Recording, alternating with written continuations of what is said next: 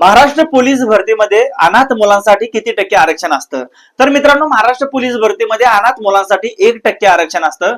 तर तो 1% आरक्षण जर तुम्हाला घ्यायचा असेल तर तो कशा पद्धतीने, त्याची प्रोसेस काय आहे, त्याला काय काय डॉक्युमेंट लागतात, हे सर्व आपण या व्हिडिओमध्ये पाहणार आहे. मित्रांनो, व्हिडिओ तुम्ही शेवटपर्यंत बघा, तुम्हाला व्हिडिओ खरोखर फायदेशीर ठरणार आहे.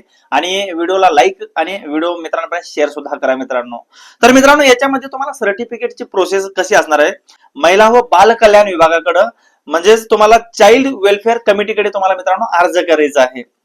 नंतर कागदपत्र काय काय लागणार आहे ते, आई वडिलांचे मृत्यू प्रमाणपत्र लागणार आहे. याच्यामध्ये आई किंवा वडील जरी नसेल तर मित्रांनो तुम्हाला त्याचा मृत्यू प्रमाणपत्र लागणार आहे, आधार कार्ड लागणार आहे, निवास प्रमाणपत्र लागणार आहे.